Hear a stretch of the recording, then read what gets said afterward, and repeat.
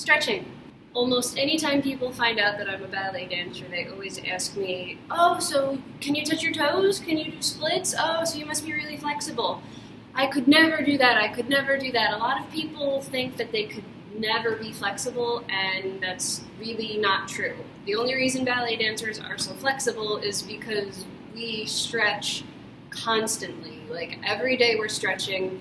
A ballet class by itself, just our warm-up, like our warm-up for the day, it's like breakfast, is an hour and a half of technique class, and we incorporate stretching into that whole hour and a half. So if you're not flexible, it doesn't mean something's wrong with you. It doesn't mean you're broken. It doesn't mean it's impossible. It just means you really have to want it, because stretching is repetition. It's just repetition, repetition over and over and over again. Even when you're sore and you're tight and you think you can't do it, you gotta do it anyway. So before I even start showing you stretches, I want you to learn a couple of things about your muscles.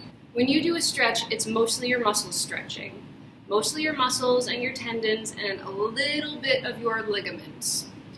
Ligaments are the things that connect your bones to each other. They stretch a little bit. Tendons connect your muscles to bones, or they connect muscles to other muscles. So your Achilles tendon, for example, is this thing right here. It connects your muscle to the bone here in your heel. But it's important to know that your muscles are like Play-Doh. What do I mean by that? Well, if you take Play-Doh out of a can, cold, and try to stretch it, it just breaks. It rips in half, right? So it's not very stretchy. But when you warm it up, when you mush it in your hands, you can pull it apart. And it's like string cheese. It's like a ball of mozzarella. So your muscles, you could think of your muscles like cheese if you really wanted to. When it's cold, rips apart. When it's warm, much easier to stretch. So the most important thing to do before stretching is be warm.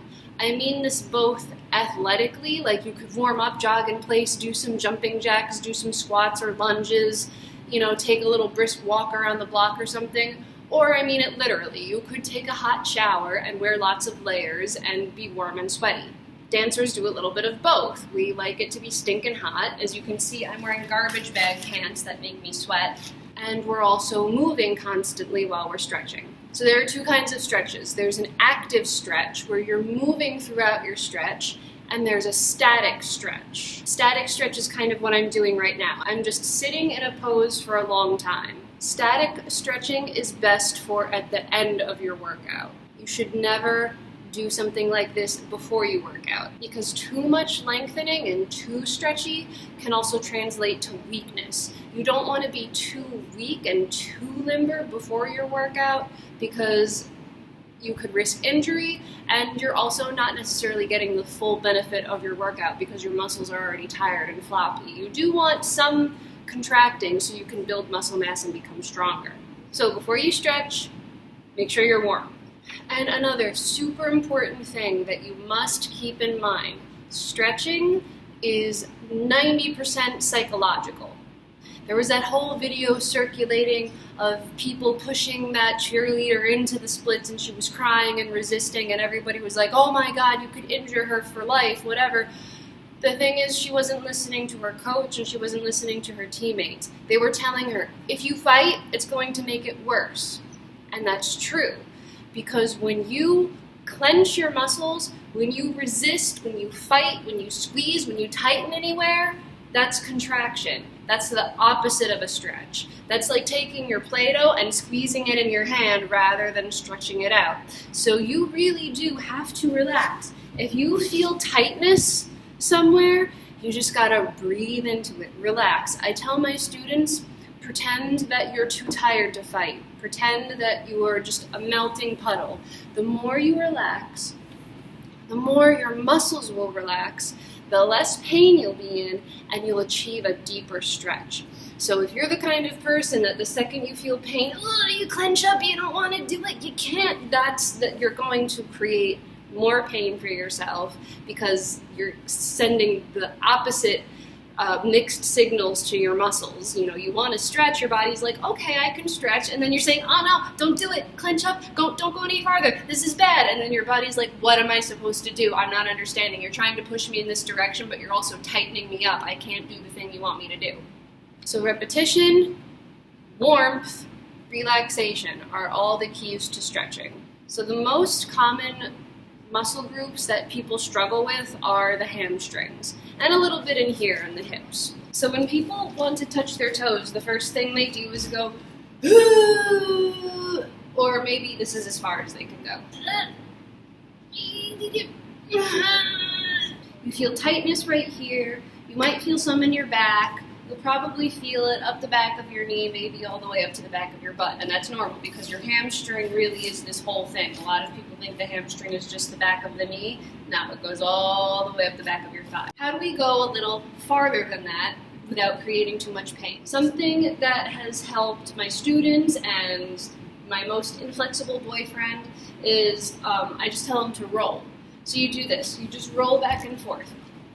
You bring your legs with you. So your whole rocking motion is going to be like your body is a V. So watch. We're going to roll, bring your legs back.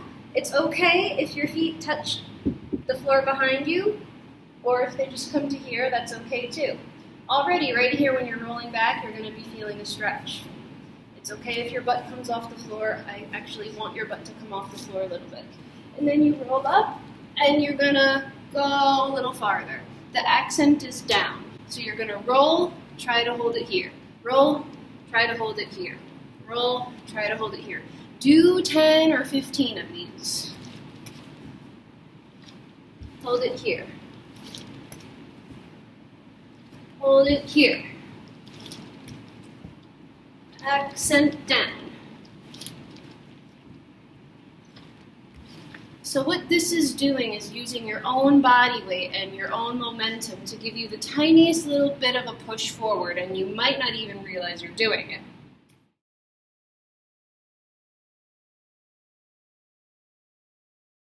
After doing a bunch of those, check yourself. Another important thing to note when you're trying to touch your toes is you should try to get your ribs to go first. You should flatten your lower back.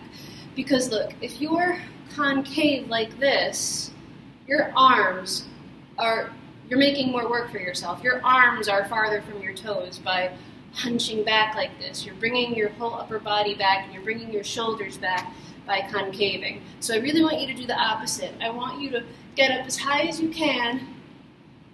Try to get your rib cage to touch your thighs. So flatten your back first. Because look, already by doing this, your shoulders and your arms can go farther. Instead of doing it this way, up and over, up, forward.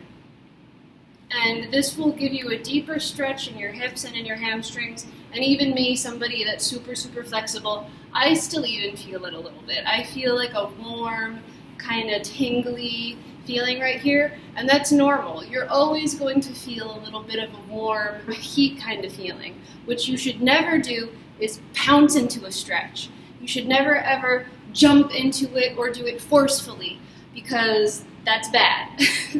And that can shock your muscles and that can rip them if you try to push them farther than they're ready to go. So if this is as far as you can go, I encourage gentle bounces, something slow, something similar to when you were rocking back and forth, but I never want you to just pounce into a stretch. That's the worst thing you can do to your muscles, especially if you're not very flexible yet. So that rocking back and forth and going up and over is really good for your hamstrings. You can also break it down and do one at a time. So you can tuck one leg in and then work on one leg. You can work on one leg at a time. And by doing this, you're also stretching the opposite side of your back. And being flexible on top is just as important as being flexible on the bottom. So you can break it down and do one leg at a time. Do a gentle stretch like this. And switch it, do the other side. Now when you're doing this, when you're doing one leg at a time, there's an important distinction to make. Because you can either be stretching to the side and stretching this muscle, or you can be facing your leg and working more on the hamstring.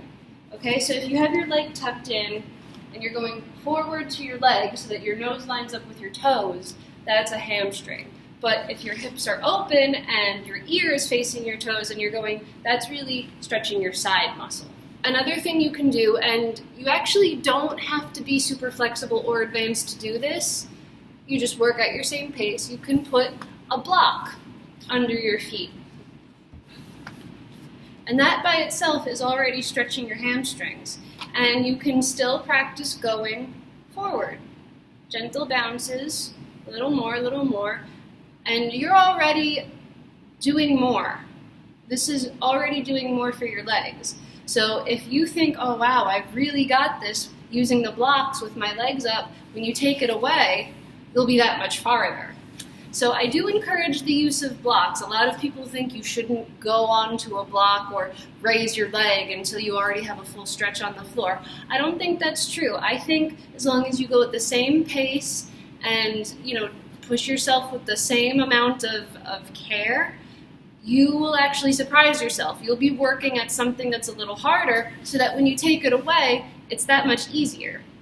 So these are just a couple of things you can do for your hamstrings. There are more advanced things that you can do, but this video is really just kind of to broadly address the areas that people struggle with the most. So we had some hamstring exercises. Now we're gonna go on to like the hips and the groin area. So a lot of people have this goal of being able to do a split, or the splits, some people call it. So to sit in a split is not only a stretch in the hamstrings, it's also a stretch in here in the groin, and it is definitely a stretch in the front of the hip. A lot of people are not used to stretching this. This tends to be very tight on people, even on dancers who stretch every day. This tends to be pretty tight. So to work on the inner thighs, we're going to do this. You're going to sit in a side split or a side straddle as far as you can go comfortably. Okay, this is not a time for you to be pushing and giving yourself lots of pain. Sit, your two butt bones should be on the ground. Sitting on your butt bones with your knees up and your toes up. I don't want your toes or your knees going forward, okay? So everything up to the ceiling, butt bones on the floor. And we're actually gonna rock and bounce back and forth. You can use your hands to help you, like a push-up, or if you have a strong back and strong abs, you can even do it without your arms. Or you can raise your arms up in the air and make a weight for yourself. So we're gonna bounce to one leg, and you're going to turn your upper body and look at your leg, nose to your toes right here. You're gonna go 1, 2, 3. Other side. 1, 2, 3. Other side. 1, 2, 3. Other side. 1, 2, 3. Now we're going to make it a little harder. You're going to go 1, 2, 3. You can walk yourself to the other side now. And you're going to go 3. And you're going to stay down. Walk yourself to the side. 1, 2, 3. Walk yourself. 1, 2, 3. Walk yourself to the middle and see how far you can go. You can walk your hands out. You can rest on your elbows. Walk your elbows out. I'm hoping eventually one day you'll be able to just take a little nap right here. Yeah, it feels good. So this is stretching in here. Not necessarily the front of the hip, but in here, which you will need to do splits also. So as far as stretching the front of the hip, you can do a nice little lunge. So you start on your hands and knees, pick a leg, try to put your knee under your shoulder or put your foot between your hands, even if you're back here a little bit, that's okay. But then I want you to go up and lean forward, and I want you to really get your weight off the knee. All your weight is going to be in this heel. And when you do that, you should feel a stretch here in the front. You're going to feel it very much here in your Achilles too. But I want you to almost imagine your lower back and your butt are sinking into the ground, and that your chest is going to stay up. So this is going to stretch the front of your hip. If you don't feel that much of a stretch, or you've been doing this stretch a while and you want to do something a little more advanced, you can pick up your foot and bring your foot closer to your back or your armpit. That'll really stretch this out a lot too. So we did hamstrings, we did the inner thigh muscles like the groin area, and we're stretching the front of the hip. So these are just some little basic like beginner exercises that I want you to do. You can do them at home. And like I said, repetition and relaxation are key. You have to relax or else it's not a real stretch. If you're clenching, if you're tightening, that's the opposite of a stretch. Repetition is also very important. You can't just do it once and then forget about it and then get mad at yourself for not being able to touch your toes a week later. If you achieve a new level in your stretching, if you've achieved a deeper stretch, you have to repeat that stretch within 30 hours or else you lose it. So it's not enough to do it just once or twice a week. If you really want to become flexible, you have to make it a habit. You have to do it every day. I recommend twice a day. Do it in your routine in the morning and do it again at night before you go to sleep. Or especially do it after your showers because you'll be really warm. You are going to feel more tight in the morning than in the evening. That's normal because while you were sleeping, your muscles were repairing and they were going back to their natural happy place. So you haven't been up and awake and active and warm. So if you try to stretch first thing in the morning, it's going to be tight, you're going to feel resistance, and you're going to have to kind of start from scratch. You have to rework and slowly get back into the stretch that you achieved yesterday. By the evening time, you might feel a little soreness, but it should still be easier. A little bit of pain is normal. Like I said, if you're stretching farther than you've ever gone before, and slowly, you're going to feel a warm pain, a stretching pain, a tingling pain. That's normal. As long as you're not in excruciating pain and you're not about to cry, that's normal and that's natural, and I encourage relaxing into that pain. Breathe into the pain and then let it go. But if you feel a sharp pain, like a jolt, like electricity, like hot, burning, an actual tearing feeling, then you are doing too much, you have to back off. I know it can be hard to differentiate between those two different kinds of pain, especially if you don't stretch every day or this is not something you normally do, but listen to your body. If you think you can go farther, chances are you can, because your body and your muscles are actually pretty resilient. You can overstretch, and probably the worst that will happen is you'll pull a muscle. And even though it's annoying and takes a long time to heal, it will go back to normal. You pull muscles all the time, every day. When you walk, when you run, any activity makes little muscle tears. That's how people get stronger. That's how you build muscle. So even if you think, oh, I fucked up and I pulled a muscle, it's okay.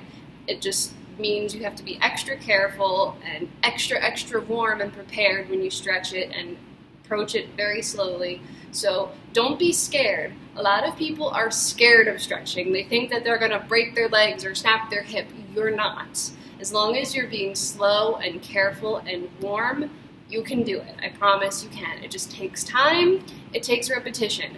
I was one of the last girls in my ballet class to be able to do a split. And I achieved it just by doing it every day, all the time, at home, at school. They yelled at me when I did it in school, but any moment that I had some free time or a quiet moment to myself, I'd go and practice a split. I was doing it the wrong way because I wasn't warming up first. So one day I would be able to do the split. Oh my God, I did it! And then the next day I'd try to show my friends again, why can't I do it? So it is repetition, but you also have to do it the right way. You have to be warm. I can't stress these things enough. So good luck. Definitely leave comments with specific goals, okay? So we kind of addressed touching our toes and we kind of addressed a split just because those muscle groups are the ones that people struggle the most with. But if you have another goal, let me know and I'll definitely approach it and I'll break it down. Coming up, I have touching your toes or palms to the floor while standing. I have somebody that wants to be able to do a standing split. I'm definitely willing to make videos for any kind of stretching goal you have. If it's a very, very extreme, like rhythmic gymnastics kind of stretch, I'm not very qualified to teach you that, but as far as general stretches, especially for people that are like beginner dancers or even not dancers at all, I can definitely help you. So practice these exercises and hopefully you see some progress, and definitely let me know if you have any more questions.